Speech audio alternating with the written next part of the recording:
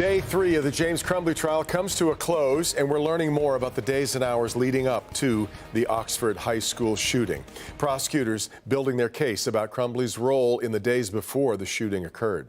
Glad you're with us at 6. I'm Devin Skillion. Good evening, everybody. I'm Karen Drew in for Kimberly Gill. James Crumbley faces 4 counts of involuntary manslaughter in connection to the shooting. Sean Lay joins us now live with more on today's testimony. Good evening, Sean. Good evening. Good to see you, Karen. Today, an ATF agent, an expert on ballistics, was on the witness stand. Prosecutors really hammering home the point that the murder weapon was not locked up, either in a safe, locked gun case, or with a gun lock. In fact, there's an ATF pamphlet that comes with every firearm purchase that specifically says keep guns away from kids, and he says he was surprised to find that tucked away in the back of a gun case.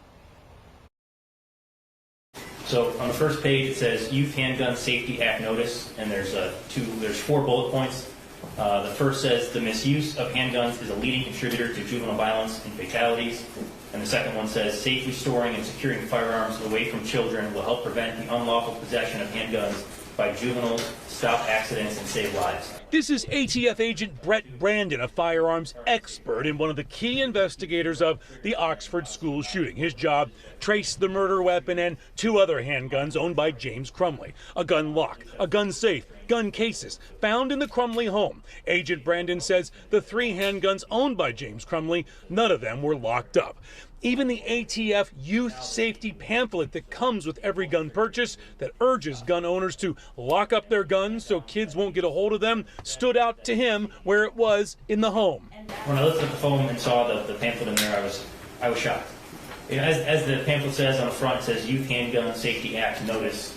It means they were on notice. They had to pick this up and move it to the back of that gun case and basically discard it underneath the phone. Prosecutors building a case using video of the teen who at first almost blew his hand off at a gun range.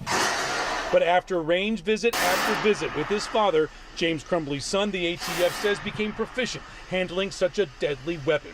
James Crumbley presented with the math worksheet the morning of the shooting and a drawing of a person shot and a drawing of a handgun. What was your impression when you viewed that drawing? That he drew his firearm. What was the drawing up? He drew a murder. Back here live now. It's been said time and again during this trial and Jennifer Crumbley's trial, neither Jennifer Crumbley or James Crumbley spoke up when handed that worksheet to say we had just bought our son a gun.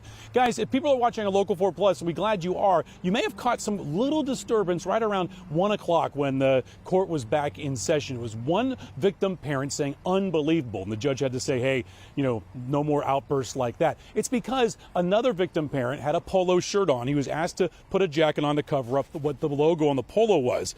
It was a foundation for his son. So we looked up 6th Circuit Court Local Rule 8.115. Clothing that espouses a position is prohibited in court. That's what that was all about. The judge saw it and said, you got to put a jacket on.